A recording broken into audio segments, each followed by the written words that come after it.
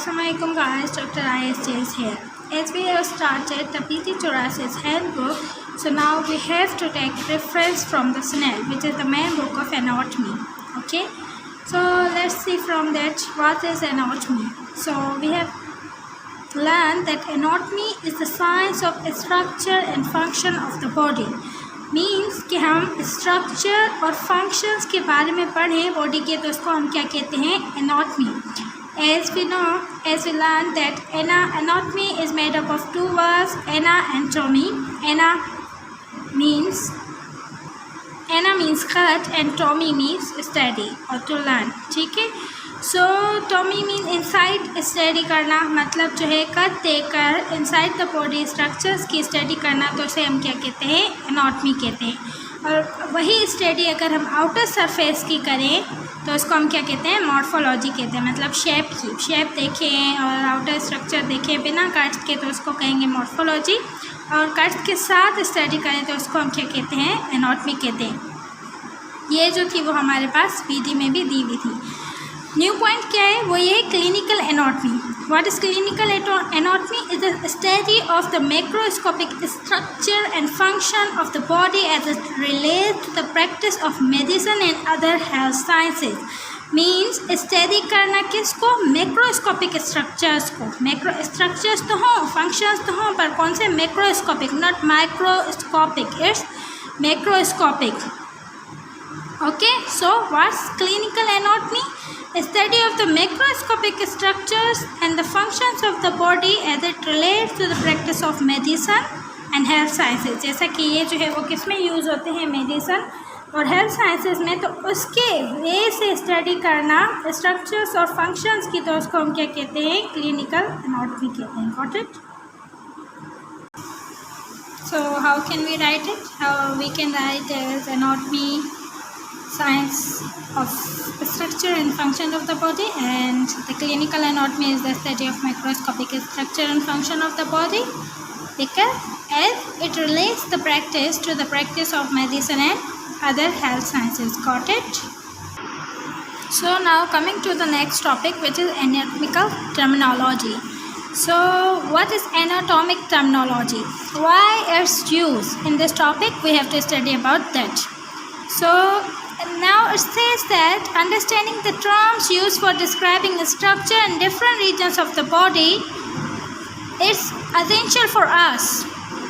मतलब अगर हमें जो है वो क्या करना है, स्ट्रक्चर्स या डिफरेंट रीजन्स में बॉडी के डिस्क्राइब करना है स्ट्रक्चर्स को, तो हमें एनाटॉमिकल टर्मिनोलॉजी यूज़ होनी चाहिए.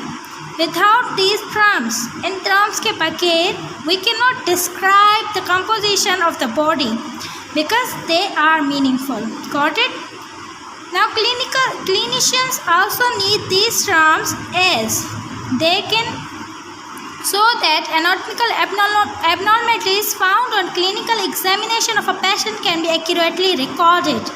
If we don't know where is the pain or on which side the pain is, so how can we diagnose carefully or accurately? So for accurate diagnosis, we should know about the anatomic terminologies, which includes various terms, positions, and various planes.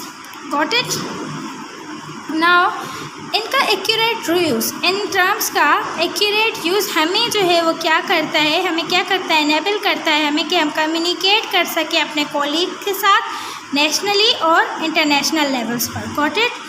Add ऑफ, जब हम जो क्या करते हैं, medical dictionary को search of करते हैं, हमें क्या मिलेगा कि anatomical terminology is useful to memorize. Anatomical terminology जो है वो क्या होती है, इम्पोर्टेंस रखती है बनिस्बत इसके कि हम क्या करें, नॉमेनक्लेचर को याद करें. Nomenclature is not important. Nomenclature जो है, जैसे कि नॉमेनक्लेचर को हम क्या करें, याद करें वेरियस टर्म्स को, तो हमें क्या करनी होगी, एनाटॉमिकल टर्मिनोलॉजी यूज़ करनी पड़ेगी, जो कि हमें क्या करती है, लर्निंग के प्रोसेस में ईजीनेस पैदा करती है. इन टर्म्स के बगैर abnormal function of joint like without anatomical terms we can, like यहाँ पर हमें ये एग्जांपल दे रहा है कि विदाउट एनाटॉमिकल टर्म्स हम नहीं डायग्नोज कर सकते कि एबनॉर्मल जो है वो फंक्शन जॉइंट्स का क्या कहाँ है या कहाँ पर हो रहा है, मतलब एक्शन ऑफ मसल्स कैसे होता है, alternation of position of organs कैसे होती है, किस वे से होती है, किस तरीके मतलब जो है कहाँ कहाँ होती है, और exact location of the swelling और ट्यूमर्स हम जो है वो एक्यूरेटली डिस्कस नहीं कर सकते। सो अगर हमें एक्यूरेट रिजल्ट चाहिए, एक्यूरेट डायग्नोसिस चाहिए, तो हमें क्या पता होना चाहिए, एनाटॉमिकल टर्मिनोलॉजी आनी चाहिए। Got it? So simply, what's the uses of anatomical terms? It helps, it enables us to communicate with colleagues with nationally and internationally, and results can be made accurate. Okay, so these are the results. And if we cannot use these terms, so we cannot locate the pain and the error accurately. Got it? Moving to the next topic, which is terms related to the positions. Okay. So, what's written? Spatial orientation and organization are crucial component in anatomy. मतलब spatial orientation का मतलब क्या होता है? What's mean by spatial orientation? Spatial orientation spatial orientation refers to the ability to identify the position or direction of the objects or points in a place. मतलब special orientation क्या करता है? Ability refers किसको करता है? Ability को, जिसकी वजह से हम क्या करते हैं? आइडेंटिफाई करते हैं किसको? पोजीशन को या डायरेक्शन को, किसी भी ऑब्जेक्ट के या किसी भी पॉइंट की किसी स्पेस में। सिंपली वो एबिलिटी जिसकी वजह से हम क्या करते हैं? आइडेंटिफाई करते हैं किसी भी पोजीशन या डायरेक्शन को किसी भी ऑब्जेक्ट की किसी भी स्पेस में, उसको हम क्या कहते हैं? Spatial orientation. Okay, so spatial orientation and organization क्या होते हैं? Important, crucial means important concept होते हैं एनाटॉमी में। And understanding standard geometrical references, और जो हम अंडरस्टैंड करते हैं ज्योमेट्रिकल रेफरेंस को, हमें क्या अलो करते हैं कि हम यूनिफॉर्म क्लियर डिस्क्रिप्शन दें लोकेशंस की, रिलेशंस की एंड मूवमेंट की, जो हमारे पास क्या होते हैं? इंपॉर्टेंस रखते हैं। सब जो डिस्क्रिप्शन होती है ह्यूमन बॉडीज़ की, वो हमें पता है बेस किस पे करती हैं? प्लेन्स पर।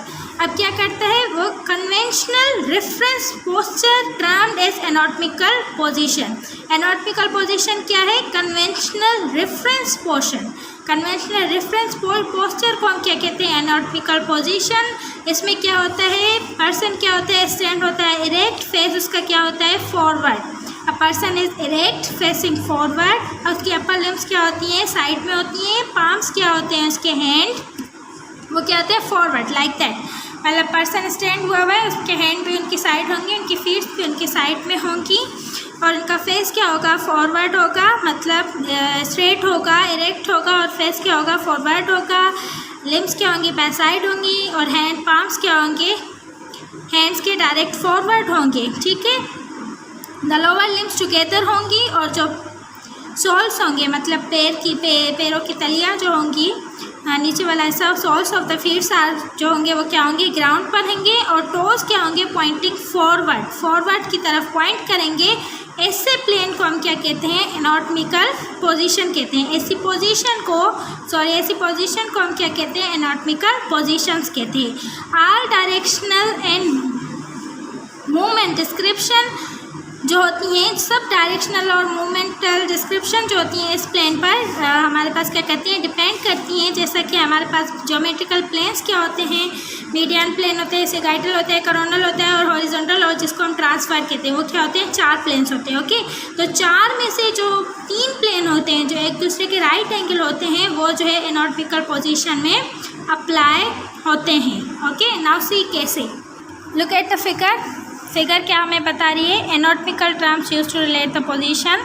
ये हमारे पास फिगर 1.1 है। अब हमें क्या करना है? एनाटॉमिकल पोजीशन में वो उसके जो है वो ये क्या है? स्ट्रेट खड़ा हुआ है, इरेक्ट है, आइज फॉरवर्ड हैं, पाम्स जो हैं इसके क्या हो रहे हैं? पाम जो है बाय साइड है, फीट्स जो है वो उसके सोल जो है वो क्या पड़ा हुआ है? ग्राउंड पर पड़ा हुआ है, और उसके ये पॉइंट आउट कर रहे हैं हमें। ठीक है, तो इसमें हम अब देखें कि कौन से प्लेन्स जो है वो यूज़ होंगे। इसको हम क्या कहेंगे? एनाटॉमिकल पोजीशन कहेंगे। अब एनाटॉमिकल पोजीशंस में जैसा कि हमने पढ़ा कि कितने प्लेन्स यूज़ होते हैं, तो 3 प्लेन्स जो होते हैं 4 में से यूज़ होते हैं, वो कौन कौन से? एक मीडियल, दूसरा कोरोनल और तीसरा हॉरिजॉन्टल प्लेन। तो लिखा हुआ है यहाँ पर कोरोनल, मीडियन और हॉरिजॉन्टल। और ये तीनों प्लेन्स जो होते हैं आपस में क्या होते हैं? 90 डिग्री के एंगल पे होते हैं, मतलब 90 डिग्री राइट एंगल होते हैं। Got it?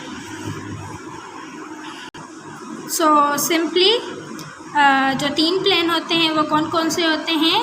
एनाटॉमिकल पोजीशन में अप्लाई होते हैं, वो कौन से होते हैं? Median, coronal and horizontal plane. मतलब जो है इसमें हम कौन सा प्लेन नहीं होता तो हम क्या कहेंगे? सेगाइटल प्लेन नहीं होता। ओनली मिड सेगाइटल प्लेन होता है। पेरा और जो हमारा सेगाइटल प्लेन होते हैं वो हमारे पास नहीं होता।